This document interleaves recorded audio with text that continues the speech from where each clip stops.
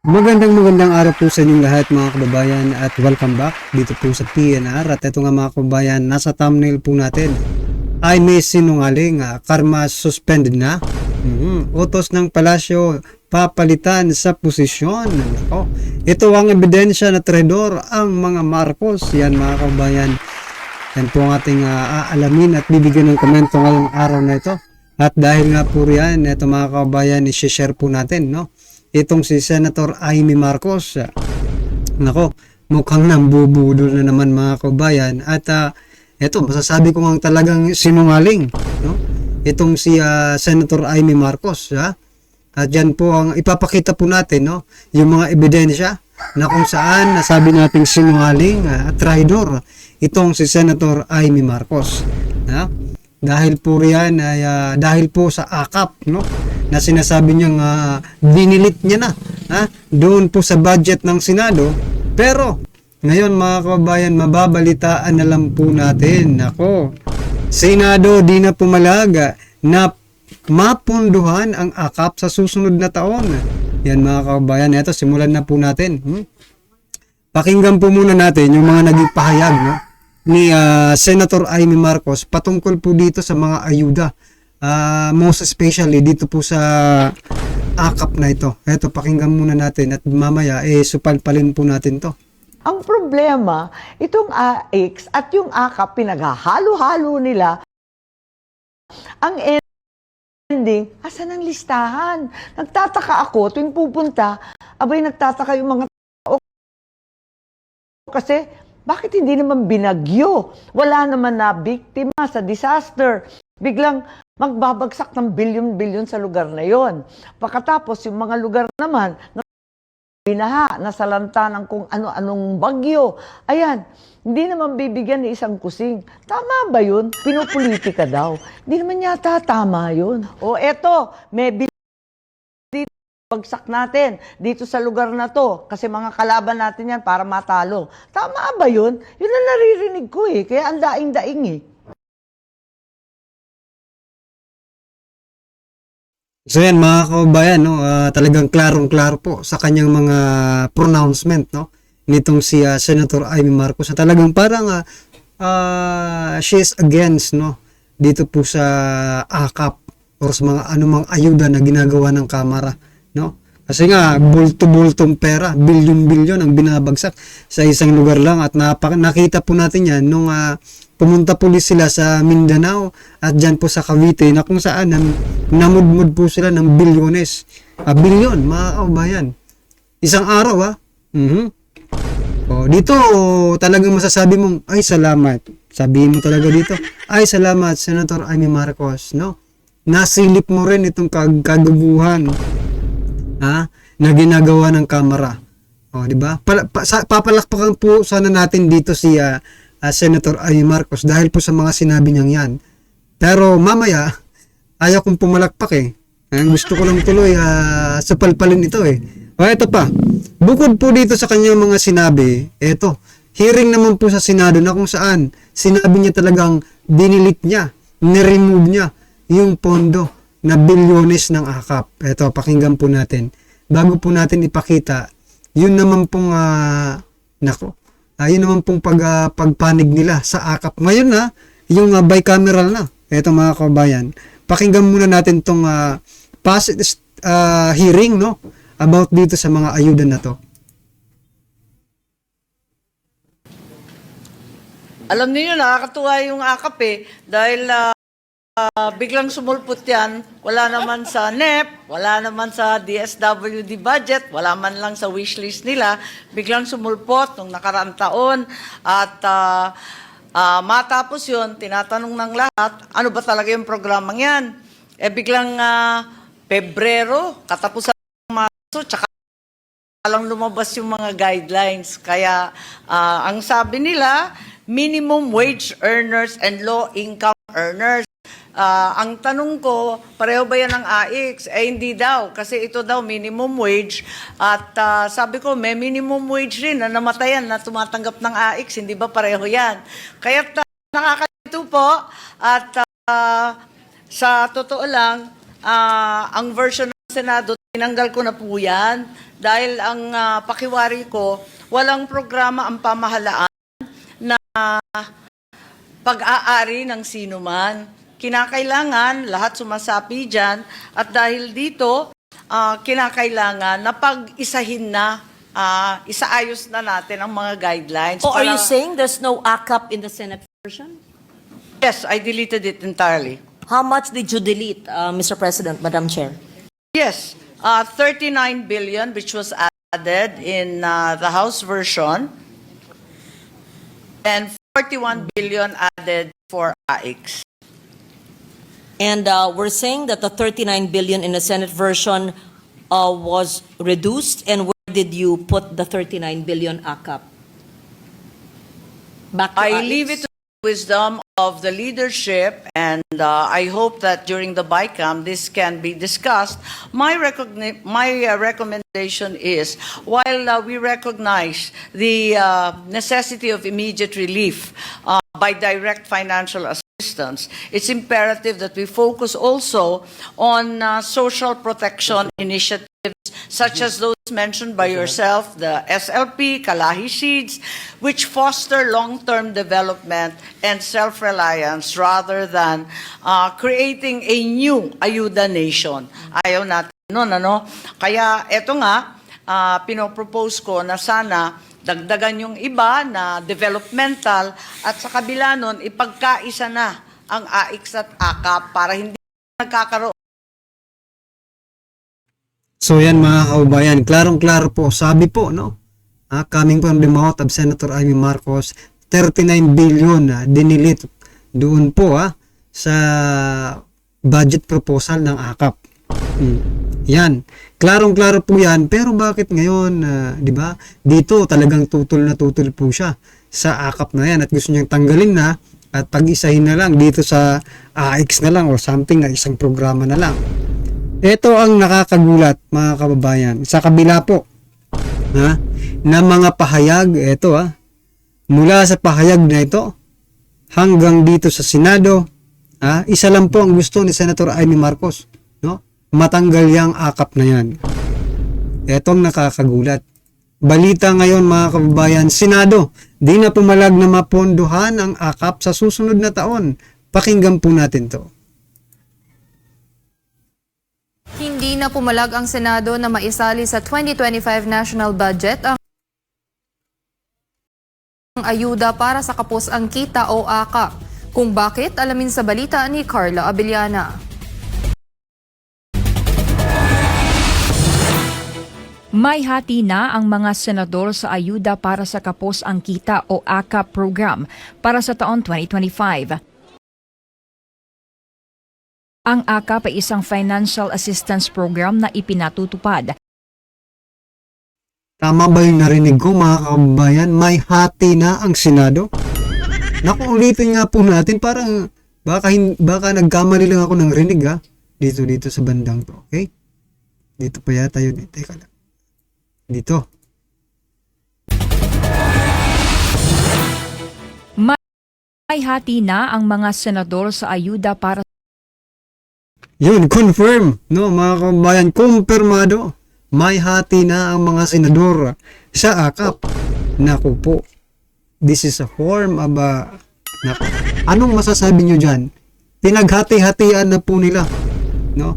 Ako, eto personally hindi itong Senado magrereklamo kung noon palang hinatian na ito No? Nagreklamo lang ang mga ito kasi hindi po sila nakikinabang dyan sa AKAP. Ngayon, kumusta na? Silang lahat na nakikinabang. Yun ang sabi, di ba? Makikinabang na po ang Senado. Nako po. Magkano na lang kaya ang mapupunta sa taong bayan? Kung pati Senado makikinabang, nako, eto. sa kapos ang kita o AKAP program para sa taon 2025. Ang AKAP ay isang financial assistance program na ipinatutupad ng Department of Social Welfare and Development. Sa naunang pagtalakay ng Senado sa budget ng DSWD para sa susunod na taon, sinabi ni Amy Marcos na ito ay tinanggal na. So are you saying there's no ACAP in the Senate version? Yes, I deleted it entirely. How much did you delete, Mr. How much did you sinungaling? No? Yan ang masasabi. Yan ang tanong dapat no? Gaano ka kasinungaling, Senator Amy Marcos? Yun po ang tanong, di ba? Nako, sayang, tatakbo ka pa namang Ay, well, ito, siguro ko, pampabango nila ito, no? Gagamitin po siguro nila sa, sa eleksyon. Kasi dito, klarong-klaro, dinilit na daw, pero nung by cam na, umusbong uli, binuhay ulit nila. Nako. Mr. President, Madam Chair? Yes, 39 billion which was added in the House version. Pero matapos ang bicameral meeting ng mga kinatawan ng Senado at Kamara araw ng Miyerkules, ay kinumpirma mismo ni Senadora Grace Poe na kasama na ang AKAP sa 2025 national budget. Paliwanag ni Poe, chairperson ng Senate Committee on Finance, na pumayag na dito ang mga senador dahil para naman daw ito sa mga nangangailangan. Dati ito ay sa House initiative lamang. Pero bilang co-equal body at para naman may transparency, ang Senate ay merong ding pagkakataon na makatulong sa pamamagitan ng AKAP. Pero kung dati ay ang mga mambabatas lamang sa Kamara ang may access sa pondo ng AKAP, ay may parte na rin dito ang mga senador. 26 Yun no? Yun yung mga kababayan. May kahati na ang mga senador. Ay, nako, wali na Sila ang mambabata, sila po ang nakakaalam, pero tayo po ang magbabayad no? Kaisa po tayo, mga kababayan, tayo yung mga nagtatrabaho. Nung una, sabi ninyo, eto gigil na gigil ako dito sa ACNet Bakit? Hindi naman po lahat nabibigyan. Sa totoo lang, marami pong mga kababayan natin ang hindi nabibigyan. Bakit? Kapag hindi ka, sabi nila, may mga nagpo-post sa social media, kapag hindi ka, malapit sa tagalista, kahit anong dami ng ayuda, hindi ka makakakuha. Which is true, I personally experience, maybe ikaw na nanonood, na-experience mo rin yan. Hindi po magsasabi ng ganyan ng ating mga kababayan kung hindi po nila na-experience. Yan po ang bad effect ng ayudang yan. Kasi yung nabibigyan tuloy, yung mga hindi deserving. Eto nga, pinaghihirapan yan ng mga nagtatrabaho, di ba? Para maka-provide sila ng tax. Yung mga taxpayer po ang nagbabayad dyan. Tapos yung binibigyan yung mga pinayutak ng mga tambay. Nasaan ang hustisya, mga kababayan? Tapos ngayon, malalaman natin, continuous ang AKAP, mga kababayan. Sana lang Ito, I'm not against sana. Sana lang naman. Kung lahat po ng Pilipino nakikinabang dyan. Kaso po, hindi po lahat ng Pilipino nakikinabang dyan sa mga ayu-ayudang yan. Yung mga malalapit lang,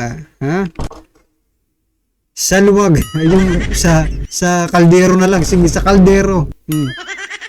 Yung mga malalapit lang doon sa mga crooks.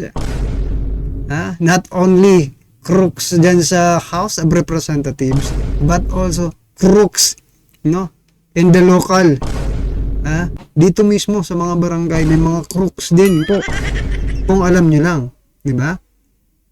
I'm not against, but sana tinanggal na lang yan